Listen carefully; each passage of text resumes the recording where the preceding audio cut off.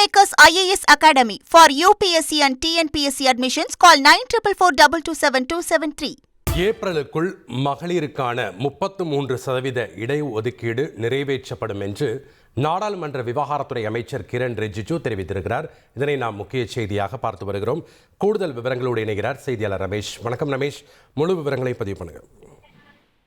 நாடாளுமன்ற பட்ஜெட் கூட்டத்தொடர் இன்றோடு நிறைவு பெறுகிறது. இருப்பினும் இந்த பட்ஜெட் கூட்டத்தொடர் காலவரையின்றி ஒத்திவைக்கப்படாது எனவும் இன்று ஒத்திவைக்கப்படுகின்ற பட்ஜெட் கூட்டத்தொடர் ஏப்ரலில் இந்த மாதம் 2 அல்லது 3 வாரங்களில் மீண்டும் கூடும் என நாடாளுமன்ற விவகாரத்துறை அமைச்சர் கிரண் ரிஜிஜு தெரிவித்திருக்கிறார். ஊடகங்களில் இது தொடர்பாக பல செய்திகள் வெளியாகி கொண்டிருக்கிறது. எனவே பட்ஜெட் கூட்டத்தொடர் காலவரையின்றி ஒத்திவைக்கப்படுமா அல்லது மீண்டும் கூட இருக்கிறதா என காங்கிரஸ் எம்பி ஜெயராம் ரமேஷ் இன்று காலை மாநிலங்களவையில் கேள்வி ஒன்றை எழுப்பியிருந்தார். அதற்கு பதிலளித்த நாடாளுமன்ற விவகாரத்துறை அமைச்சர் இன்று அவை ஒத்திவைக்கப்படுவதோடு 2-3 வாரங்களில் மீண்டும் கூடும் எனவும் மகளிருக்கான 33% இடஒதுக்கீடு சட்டத்தை நடைமுறைப்படுத்துவது தொடர்பான மசோதாவை நிறைவேற்றுவதற்காக நாடாளுமன்றம் 2-3 வாரங்களில் மீண்டும் கூடும் என அவர் தெரிவித்திருக்கிறார். இது தொடர்பாக 80% அரசியல் கட்சிகளோடு தாங்கள் ஏற்கனவே ஆலோசனை நடத்தி இருப்பதாகவும் அவர் குறிப்பிட்டிருக்கிறார்.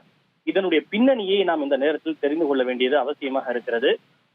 நாடாளுமன்ற, மக்களவை மற்றும் மாநில சட்டமன்றங்களில் பெண்களுக்கு 33% இடஒதுக்கீடு வழங்க நாரி சக்தி வந்தன் அபியான் என்ற சட்டம் வகை செய்கிறது. இந்த சட்டத்தை கடந்த 2023ஆம் ஆண்டு மக்களவை தேர்தலுக்கு முன்பாக செப்டம்பர் மாதம் மத்திய அரசு நாடாளுமன்றத்தின் 2 அவைகளிலும் நிறைவேற்றியது. ஆனால் பெண்களுக்கான இந்த 33% இடஒதுக்கீடு இன்னும் நடைமுறைக்கு வராமல் இருக்கிறது. இதற்கு காரணம் என்னவென்றால், இந்தியாவில் 2027 மக்கள் தொகை கணக்கெடுப்பு நடத்தப்பட்டு அந்த கணக்கெடுப்பு நிறைவடைந்து தொகுதி மறுவரையறை மேற்கொள்ள வேண்டும். அப்படி தொகுதி மறுவரையறை மேற்கொள்ளப்பட்டால் தான் இவையெல்லாம் பெண்களுக்கான தொகுதிகள், இவை ஆண்களுக்கான தொகுதிகள் என அடையாளம் காணப்பட்டு நாடாளுமன்ற மக்களவையினுடைய எண்ணிக்கையை அதிகரிக்க வேண்டும். இவற்றையெல்லாம் செய்வதற்கு இன்னும் 6 to 8 ஆண்டு காலம் ஆகும். அநேகமாக 2034 இருந்துதான் மகளிருக்கான இந்த 33% இடஒதுக்கீட்டை நடைமுறைப்படுத்த முடியும் என்பதுதான் யதார்த்தமாக இருந்தது. ஆனால் அவற்றுக்கெல்லாம் இன்னும் காலக்கெடு, மேலும் பல தாமதங்கள் ஆகும். இவற்றை கருத்தில் கொண்டுதான் 2029 மக்களவை தேர்தலின் போதே பெண்களுக்கான 33% இடஒதுக்கீட்டை நிறைவேற்றும் விதமாக இந்த ஏற்கனவே நிறைவேற்றப்பட்ட வந்தன் அபியான் சட்டத்தில் சில திருத்தங்களை கொண்டு வர மத்திய அரசு முடிவு செய்திருக்கிறது. அது என்ன திருத்தம் என்றால், 2027 மக்கள் தொகை கணக்கெடுப்பு வரை காத்திருக்காமல் ஏற்கனவே இருக்கின்ற 2011 மக்கள் தொகை கணக்கெடுப்பின் அடிப்படையிலேயே பெண்களுக்கான 33% இடஒதுக்கீட்டை நிறைவேற்ற ஒரு திருத்தங்களை இந்த மத்திய அரசு கொண்டு வர இருக்கிறது.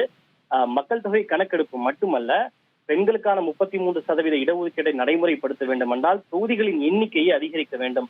எனவே தொகுதிகளின் எண்ணிக்கையை மறுவரையறை செய்வதற்காக ஒரு டீலிமிட்டேஷன் கமிஷன் அமைப்பதற்கான ஒரு மசோதாவையும் மத்திய அரசு கொண்டு வர இருக்கிறது. அந்த குழு முடிவு செய்து இந்தியாவில் ஒவ்வொரு மாநிலங்களுக்கும் எவ்வளவு மக்களவை தொகுதிகள் என்பதை முடிவு செய்யும். தற்போது இந்தியாவிலே 543 மக்களவை தொகுதிகள் இருக்கிறது. அவற்றை 816 அதிகரிக்கவும் மத்திய அரசு திட்டமிட்டிருக்கிறது. தமிழகத்திலும் தற்போது இருக்கின்ற 39 தொகுதிகள் அநேகமாக 57, 56 என்று அதிகரிப்பதற்கான வாய்ப்புகள் இருக்கிறது. எனவே மத்திய அரசு இந்த கூட்டத்தொடர் என்பது வெறும் பெண்களுக்கான 33% இடஒதுக்கீடு மட்டுமல்ல, இந்தியாவில் இருக்கக்கூடிய மக்களவை தொகுதிகளின் எண்ணிக்கையை அதிகரிப்பது சம்பந்தமான மசோதாவையும் மத்திய அரசு நிறைவேற்ற இருப்பது குறிப்பிடத்தக்கது. நன்றி ரமேஷ்குமார், உங்களுடைய தகவல்களுக்கு.